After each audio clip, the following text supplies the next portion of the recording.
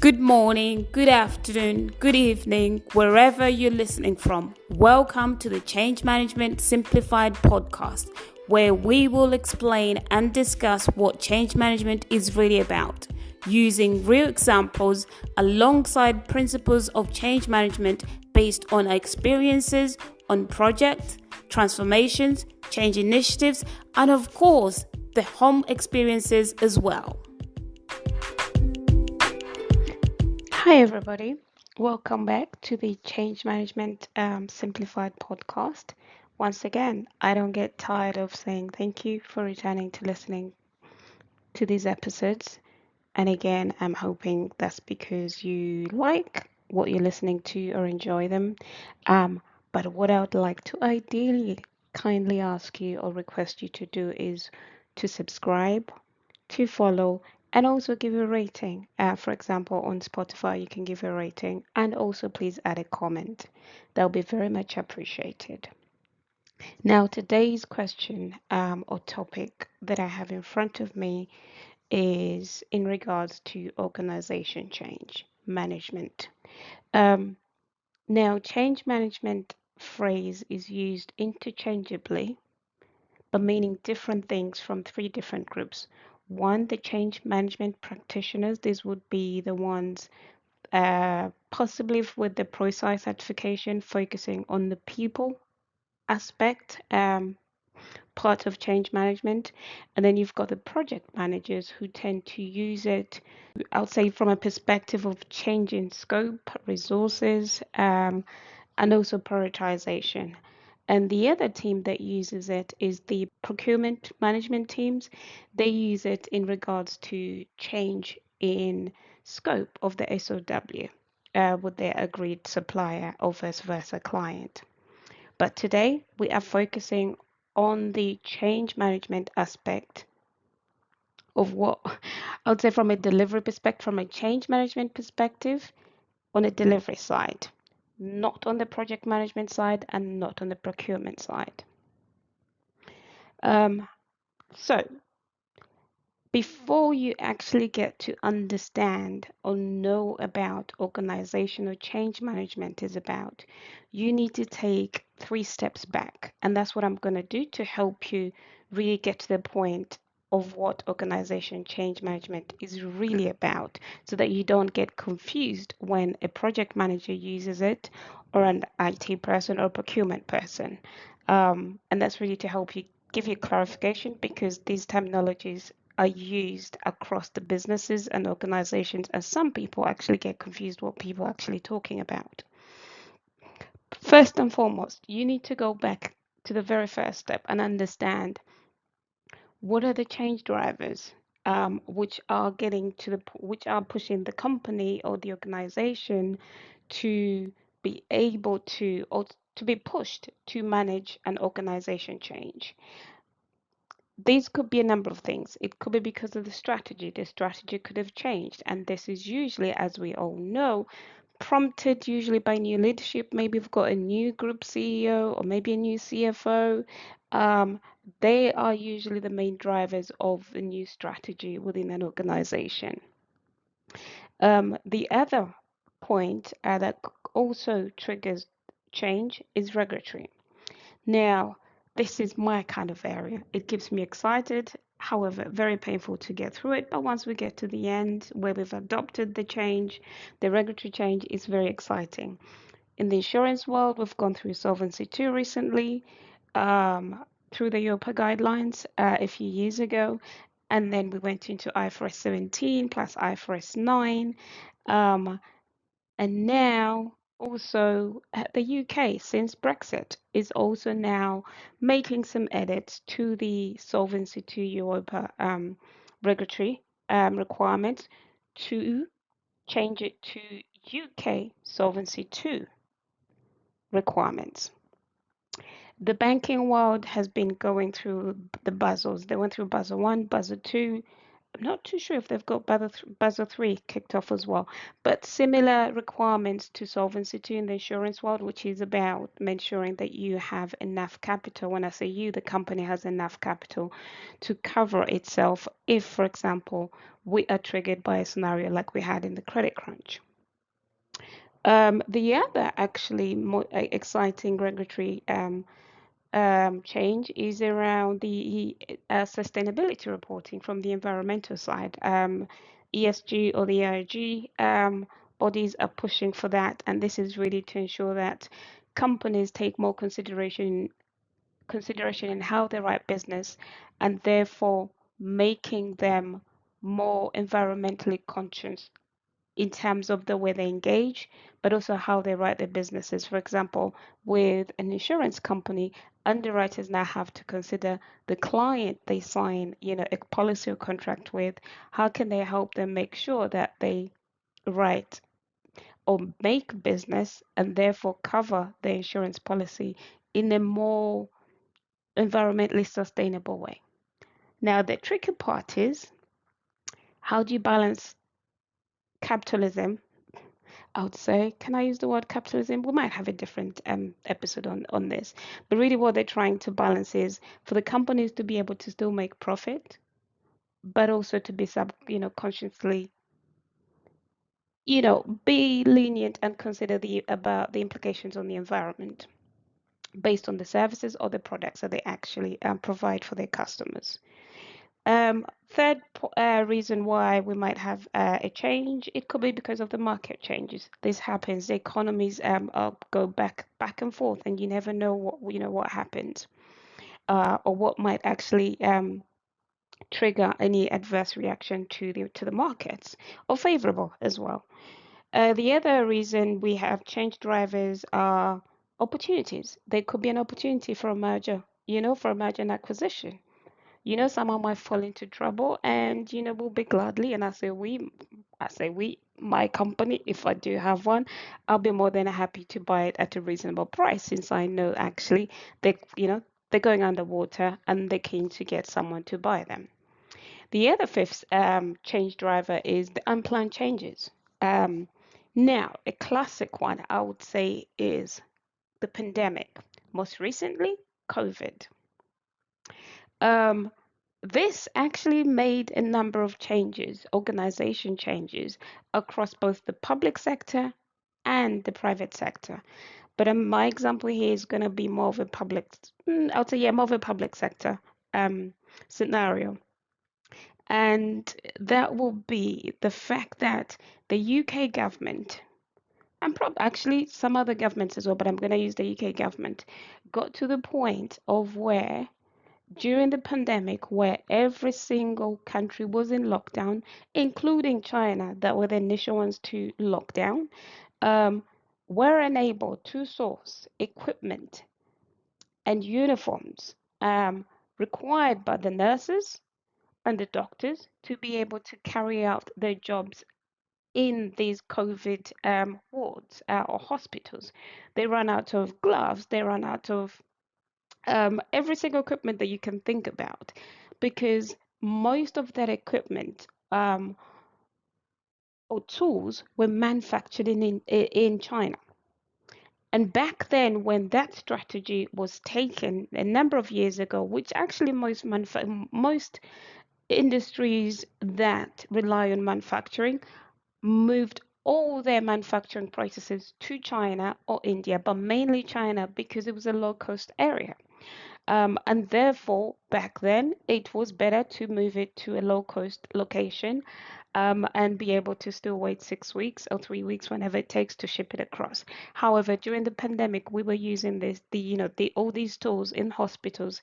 Um, we were going through them very quickly, and therefore they were running out very quickly. With China being locked down and not being able to ship the materials and the tools required, it came to light that actually we did not have any local UK manufacturer who actually manufactured, for example, nurse uniforms or gowns needed for the theatres. There was absolutely nothing in the UK, and that was just awful. That was terrible. That was poor planning. However, That actually transformed the way now the government sources its material or tools required for medical supplies or for the hospitals.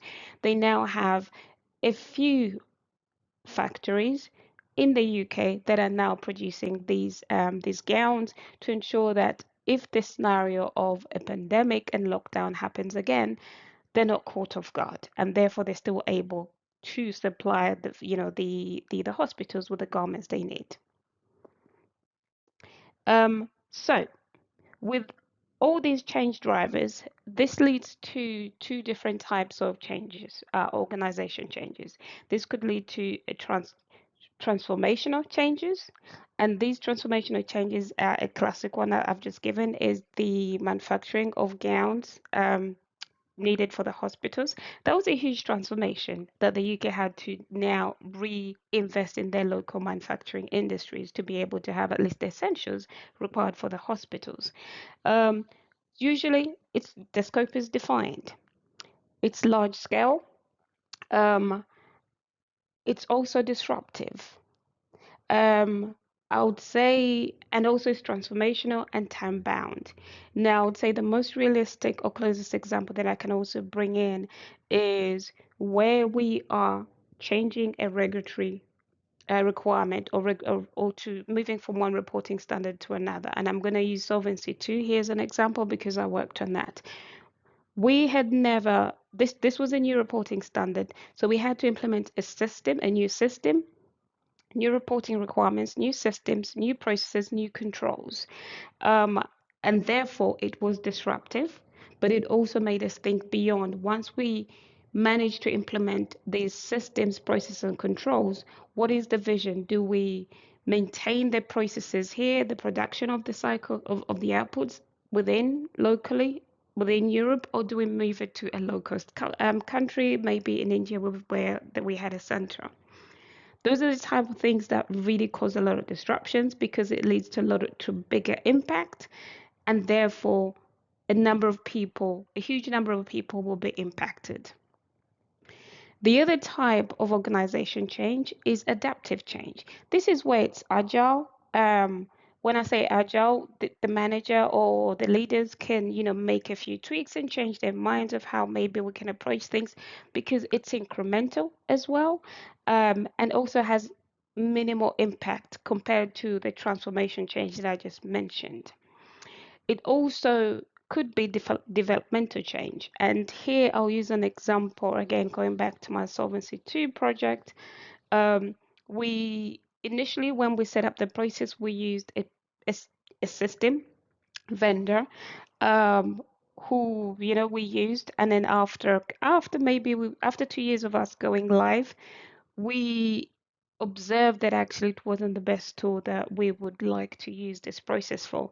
But also, of course, within the market, there were new vendors who were providing the same requirements and above and beyond um, or system at a much reasonable price. With better support services, we didn't have to, have to go through a shared service center and have 24 hours round for our ticket to be looked at, especially when we came to submission. And sometimes, due to certain upgrades that the vendor made, they just didn't allow us to submit in the bids portal to the regulator.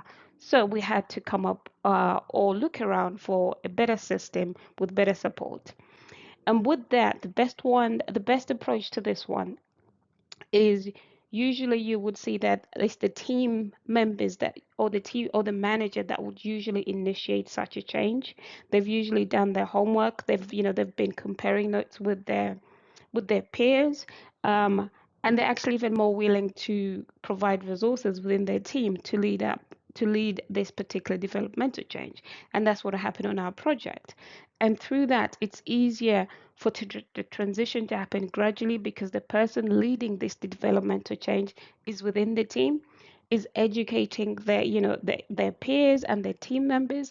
They're sharing the pros and cons, but also the learning on the job and leading the discussions with the vendor. And that was actually the one of the most successful way of us changing from one system to another with less disruptions as well. And once these two categories of organization change, as I've mentioned before, um, or lightly, they can be driven by technological needs, and this could be a new system or an upgrade.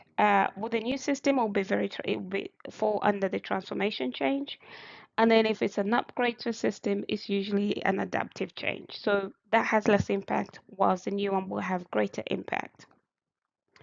The other type of change management is process.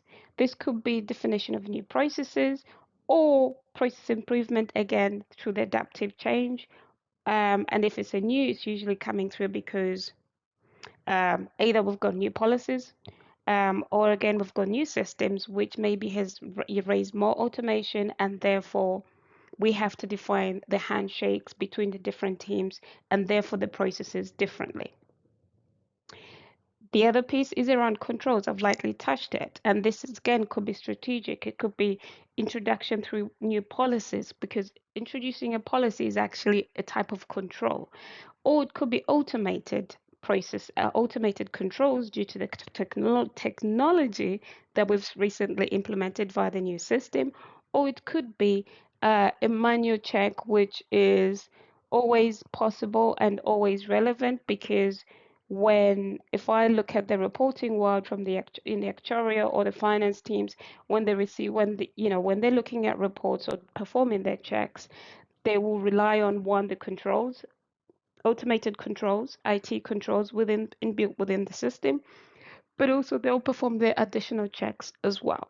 Those are the manual checks that they will, and that's really to give them comfort and confidence that the output coming out of the system is what they expect. But also that helps them to um, understand and know how these numbers are being computed, and therefore be able to build the story of how the numbers are coming together, and able to explain them to the executive committees, the CFOs, and the chief actuaries. These two types of change management, I've put arrows going back and forth because you can't do them in isolation. If you introduce a new process, without fail, by default, there will be a new control being added to it or being defined, because the way you're doing something is changing. And therefore, it's important that when you define a process, there's a control point or control checks built in between. This is one, to improve the confidence of the results, but also to mitigate any financial material misstatements, and also to keep internal audit and external audit off our backs, but to, to, to give them the level of comfort that they expect. The other type of change management is organization design.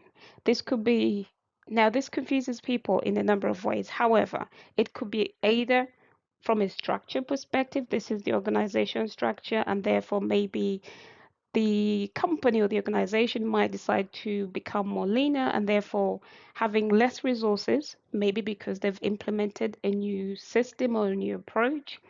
Um, and here I can actually use an example in manufacturing, which I would say Toyota, the car manufacturers, they were the first ones to go with the lean setup or the lean structure, and therefore lean production process.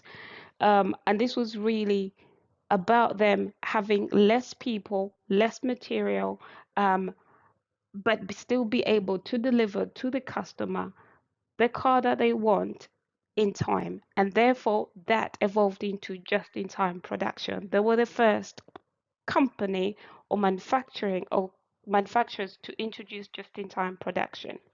And as a result, actually, several years down, most car manufacturers are trying to apply the same principles, because one, you save cost, two, you have less materials lying around, and three, you have less defects as well. So really, it's about, you also really do have to invest in the top three changes that I've mentioned, to be able to achieve something like what Toyota has achieved.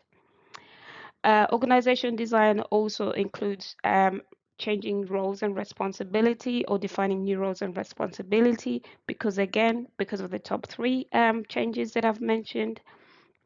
And if that happens, of course, the type of work that people will be doing will be different, and the allocation of work will be different. For example, again implemented a new system and we've put processes together that work effectively and efficiently, what we are seeing within the industries, and actually various industries, we're moving more work that we never before would have considered. I would say in financial services, production, production processes, we're moving them to, for example, offshoring them to Bangalore or to other locations, low cost locations, for that work to be done there, and therefore for the headquarters or for the other countries to be just focusing on the production of the final results plus the storytelling. That means we've had to move work from one location to another. That, of course, has had an impact or will have an impact on those individuals who are currently doing them in country, and therefore will result in some redundancies or just upskilling them for different jobs. We will talk about organization design next because that touches the next episode, which will be the psychological approach to organization change management, which is key and core and critical to the success of organization change. Now, the last one I've put in orange, and that's the target operating model. Now, the reason I've put it in orange is because you need all the above, or let me rephrase this. You're doing all the above, the technological change management, the process change management, the controls change management, and organization change management or organization design change management to get your company to meet or to achieve their target operating model. And their target operating model, as I've mentioned, could be reducing costs and therefore offshoring some of the work to low cost locations. However, you cannot achieve the target operating model change management unless if you have those four components above that introduced in some way. Whatever way you do it, whether you just only look at the process, you are going to change your target operating model, because if you're introducing a new process, it's most likely that you are trying to achieve efficiencies. You're trying to achieve reduction in cost.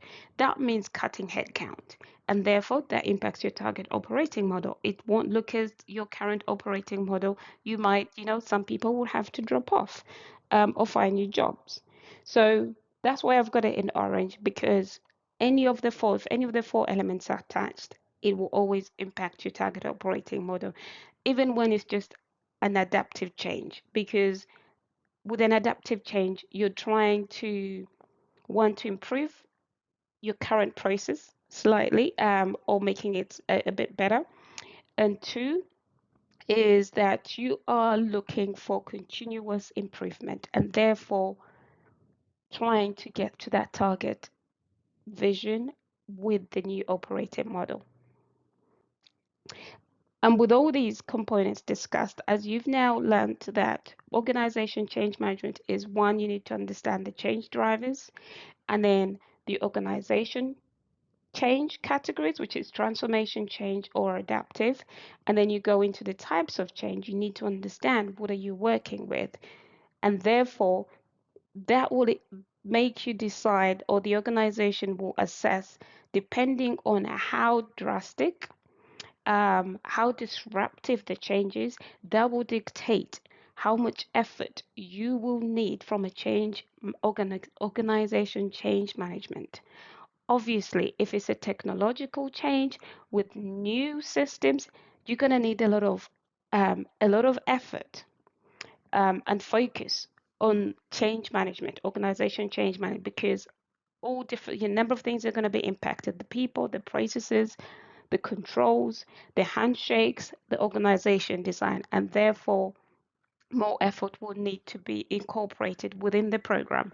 And this is where in my previous episodes, I've always mentioned that if you have a large complex program, you always need to have a change management work stream, and preferably with an experienced hands-on change management practitioner to work alongside the program delivery transformation lead. These two individuals need to report into the sponsor, because the change management practitioner needs to be unbiased and needs to be very honest and needs to have that direct link to the sponsor so that they can share the feedback and define strategies alongside the transformation lead that will effectively get them to success, to adopt, for the change management to be completed, and for it to be successfully adopted. Of course, if it's just an adaptive change, you don't need a lot of effort of change management, but you still need to apply it. And, still you need to do training to make sure that where the incremental changes happened, training has been given to those individuals where it slightly impacts their process. Where process has been slightly enhanced, you need to draw up the process map, clearly highlight to people, have transparency of where it's changed and why it's changing, but also how this now comes into play and improves the current process flow. And at the back of that, that gets us to what organization change management is about. Now, you'll see that I've spoken from two different angles, one from a delivery perspective, and this is where or where the Harvard Business School kind of focuses on it. For them, organization change management is a process of guiding organization change to successful resolution. And this is typically done via three major phases: the preparation, implementation, and follow through. Now, with the ProSci Change Management Practitioner Institute, it's very people focused. And for them, they don't use the OCM, the Organizational Change Management, as a word. They use change management. And for them, this is the application of structured process and the set of tools for preparing, equipping, and supporting people to adapt and use the change to achieve a desired outcome. Now, you see, both of them are aiming towards the same goal, which is achieving the desired outcome, but it's how they go about it. And this is what I spoke about in episode 19. How do you actually go about change management from a change manager perspective or change practitioner perspective? And this is why I'm saying you need both a change delivery lead plus a change management practitioner lead to work and collaborate together and ensure that their objective, their strategies are aligned to achieve success and adoption of the change initiative. Now, I'm hoping that's helped you understand what organization change is about. This is part one of this topic. Part two, I will then talk to you about how you can achieve successful organization change management by considering the psychological aspect of those that is impacted. I hope that was useful. Thank you for listening and see you next week.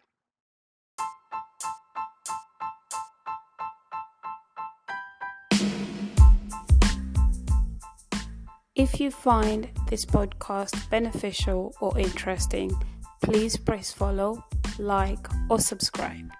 Lastly, and of course, don't forget to spread the word by sharing. Thank you for listening.